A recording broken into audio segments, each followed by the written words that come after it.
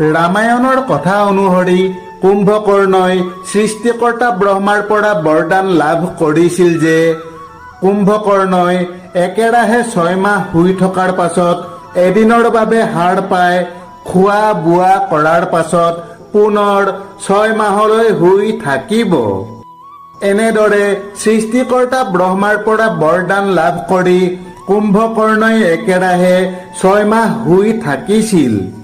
কুম্ভকৰ্ণই একেৰাহে 6 মাহ শুই থাকিছিল আৰু পেটৰ ভোক গুচাবলৈ খাবৰ বাবে মাথো এদিন জাগিছিল। এতিয়া আপোনালোকৰ মনত বাৰু কেতিয়াবা এই প্ৰশ্ন আহিছেনে যে মৃত্যুৰ সময়লৈকে গোটেই জীৱন এনেদৰে শুই শুই পাৰ কৰি দিয়া তেনে এজন কুম্ভকৰ্ণৰ বাৰু বিবাহ হৈছিল নে নহৈছিল? কুম্ভকৰ্ণৰ যদি সঁচাকৈ বিবাহ হৈছিল তেন্তে কাৰ লগত হৈছিল? আৰু সেই কুম্ভকৰ্ণৰ বাৰু সন্তান আছিল নে নাছিল?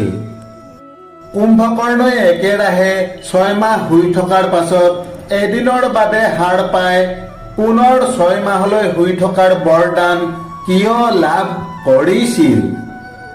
আহকচোন আজি কুম্ভকৰ্ণৰ জন্ম, মৃত্যু, বিবাহ আদিৰ বিষয়ে কিছু কথা জানো।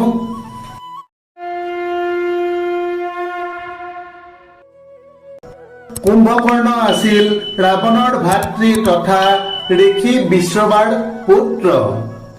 কুম্ভকৰ্ণ পূৰ্বজন্মত বৈকুণ্ঠৰ দুজন দ্বাৰৰক্ষী জয় বিজয়ৰ ভিতৰত বিজয় আছিল। 4 সিদ্ধৰ অভিশাপত জয় বিজয়ে মৰ্ত্যলোকত ৰাক্ষস ৰূপে জন্ম ল'ব লগা হৈছিল। প্ৰথম জন্মত বিজয়ে মৰ্ত্যলোকত হিৰণ্যাক্ষ নামেৰে দৈত্য মাতা দিতিৰ গৰ্ভত জন্ম লৈছিল। কুম্ভকৰ্ণ এক মহাবলশালী বৃহদাকাৰ ৰাক্ষস আছিল। কুম্ভকৰ্ণৰ শক্তি আৰু আকাৰ দেখা পাই দেৱতাসকলেও ভয় কৰিছিল। কুম্ভকৰ্ণই বহুত অধিক পৰিমাণৰ খাদ্য ভক্ষণ কৰিছিল। কুম্ভকৰ্ণৰ খাদ্য খোৱাৰ পৰিমাণ আৰু ধৰণ দেখা পাই চিন্তিত হৈ ব্ৰহ্মাই ভাবিছিল যে যদিহে কুম্ভকৰ্ণই এনেদৰে সদায় খাদ্য খাই থাকে তেন্তে কুম্ভকৰ্ণই অকলে সমস্ত পৃথিৱীৰ খাদ্য খাই শেষ কৰিব, যাৰ ফলত পৃথিৱীত আকাল পৰিব আৰু পৃথিৱীৰ আন আন প্ৰাণীবোৰৰ খাদ্যৰ অভাৱত মৃত্যু হ'ব। কিন্তু সৃষ্টিকৰ্তা ব্ৰহ্মাৰ এই সামৰ্থ্য নাই যে কুম্ভকৰ্ণক খাদ্য খোৱাৰ পৰা বাধা দি ৰাখিব। তেন্তে উপায় কি? এটা কুম্ভকৰ্ণৰ বাবেতো পৃথিৱীৰ সমস্ত প্ৰাণীক খাদ্যৰ অভাৱত মৰিবলৈ দিব নোৱাৰি। কুম্ভকৰ্ণই শক্তি প্ৰাপ্ত কৰিবৰ উদ্দেশ্যে ৰাৱণ আৰু বিভীষণৰ লগতে কঠোৰ তপস্যা আৰম্ভ কৰিছিল। যেতিয়া কুম্ভকৰ্ণক বৰদান দিয়াৰ সময় আহি পৰিছিল তেতিয়া ব্ৰহ্মাই কুম্ভকৰ্ণৰ কবলৰ পৰা পৃথিৱীক ৰক্ষা কৰাৰ এটা উপায় বিচাৰি পাইছিল। ব্ৰহ্মাই কুম্ভকৰ্ণক বৰদান দিয়াৰ সময়ত দেৱতাসকল আৰু সৰস্বতী দেৱীৰ লগত মিলিত হৈ এক সুন্দৰ চক্ৰান্ত কৰিছিল।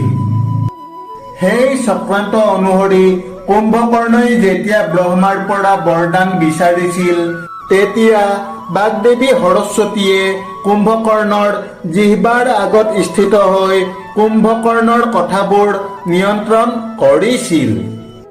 বৰদান লাভ কৰিছিল কুম্ভকৰ্ণই, কিন্তু কুম্ভকৰ্ণৰ বাবে সৰস্বতী দেৱীয়েহে বৰদান বিচাৰিছিল। কুম্ভকৰ্ণই বৰদান হিচাপে ব্ৰহ্মাৰ পৰা ইন্দ্ৰাসন বিচাৰিবলৈ লৈছিল, কিন্তু দেৱী সৰস্বতীয়ে কুম্ভকৰ্ণৰ বাণী নিয়ন্ত্ৰণ কৰি কুম্ভকৰ্ণৰ মুখৰ পৰা ইন্দ্ৰাসনৰ সলনি নিদ্ৰাসন বুলি কোৱাইছিল। কুম্ভকৰ্ণৰ হৈ সৰস্বতী দেৱীয়ে বিচৰা বৰদানৰ ফলতেই কুম্ভকৰ্ণই জীৱনৰ বাকী সময়ছোৱাত একেৰাহে 6 মাহ শুই থকাৰ পাছত মাথো এদিনৰ বাবে হাৰ পাই খোৱা বোৱা কৰাৰ পাছত পুনৰ 6 মাহলৈ শুই পৰিছিল। এতিয়া আচৰিত হ'বলগীয়া কথা এইটোৱেই যে 6 মাহ শুই থকাৰ পাছত মাথো এদিনৰ বাবে জাগি পুনৰ 6 মাহ শুই থকা কুম্ভকৰ্ণৰ 2গৰাকী পত্নী আৰু 3জন পুত্ৰ আছিল। কুম্ভকৰ্ণৰ প্ৰথম পত্নীৰ নাম আছিল বজ্ৰজ্বালা। বজ্ৰজ্বালা আছিল দৈত্যৰাজ বলিৰ কন্যা। দ্বাপৰ যুগত এই বজ্ৰজ্বালাই পুতনা ৰাক্ষসী ৰূপে জন্ম লাভ কৰিছিল। বজ্ৰজ্বালাৰ পৰা কুম্ভকৰ্ণৰ কুম্ভ আৰু নিকুম্ভ নামৰ 2 পুত্ৰ জন্ম হৈছিল। পাছত লংকা যুদ্ধত কুম্ভকৰ্ণৰ এই 2 পুত্ৰ কুম্ভ নিকুম্ভক বানৰৰাজ সুগ্ৰীৱ আৰু মহাবলী হনুমানে বধ কৰিছিল। কুম্ভকৰ্ণৰ দ্বিতীয় পত্নীৰ নাম আছিল কৰ্কটী। সয়াদ্ৰীৰ ৰাজকুমাৰী কৰ্কটী এজনী ৰাক্ষসী আছিল। কৰ্কটীৰ পৰা কুম্ভকৰ্ণৰ ভীমাসুৰ নামৰ এজন মহাবলশালী পুত্ৰ জন্ম হৈছিল। পাছত ভগৱান শিৱৰ হাতত ভীমাসুৰ নিধন হৈছিল।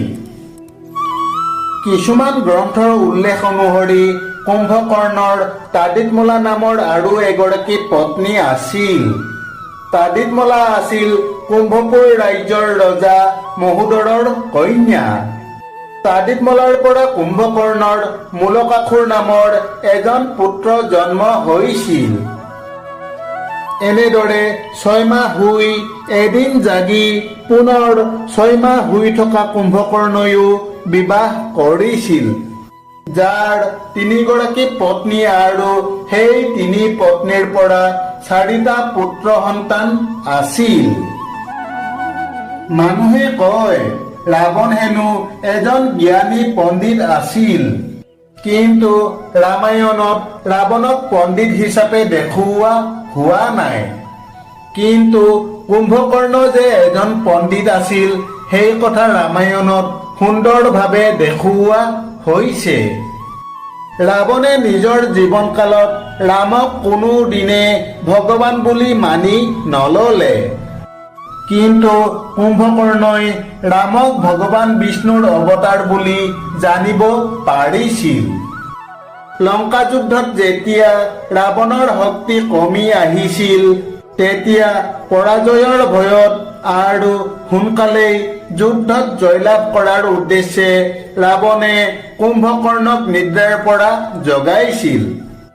কুম্ভকৰ্ণই যেতিয়া জানিব পাৰিলে যে ৰাৱণে সীতাক হৰণ কৰি অনাৰ বাবে ৰামে সাগৰ পাৰ হৈ আহি লংকা আক্ৰমণ কৰিছে, তেতিয়া কুম্ভকৰ্ণই ৰাৱণক এই যুদ্ধ বন্ধ কৰিবলৈ পৰামৰ্শ দিছিল।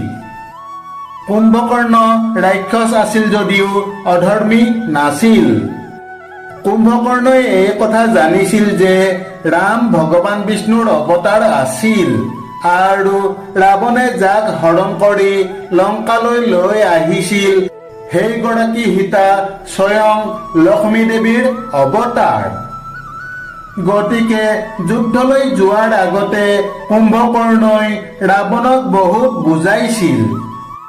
কুম্ভকৰ্ণই ৰাৱণক বুজাই কৈছিল যে ৰাম ভগৱান বিষ্ণুৰ অৱতাৰ আৰু সীতা হৈছে লক্ষ্মী দেৱীৰ অৱতাৰ। গতিকে ৰাৱণে সীতাক হৰণ কৰি আনি নিজৰ লগতে বংশৰ মৃত্যুক লংকালৈ আমন্ত্ৰণ কৰি আনিছে। সেয়েহে অধিক বিনাশ হোৱাৰ আগতে ৰাৱণে সীতাক ঘূৰাই দি প্ৰভু শ্ৰীৰামৰ চৰণত শৰণ লোৱা উচিত। অন্যথা ৰাৱণৰ লগতে সমস্ত ৰাক্ষস কুলৰ বিনাশ নিশ্চিত। কিন্তু অহংকাৰী পাপী ৰাৱণে কুম্ভকৰ্ণৰ সজ কথাত কোনো গুৰুত্ব নিদিলে। ৰাৱণক হৈমান কৰিব নোৱাৰি অৱশেষত কুম্ভকৰ্ণ গৈ ৰামৰ লগত যুদ্ধ আৰম্ভ কৰিলে। আৰু কুম্ভকৰ্ণই ভবা মতেই ৰামৰ যুদ্ধত কুম্ভকৰ্ণৰ মৃত্যু হৈছিল। বান্ধৱসকল, এয়াই হৈছে কুম্ভকৰ্ণৰ জন্ম মৃত্যু বিবাহৰ বিষয়ে এক সংক্ষিপ্ত কথা। আগলৈ অন্য এক নতুন কথাৰ সৈতে পুনৰ লগ পোৱা আশাৰে আজিলৈ সামৰিছো। ধন্যবাদ। জয় শ্ৰীকৃষ্ণ।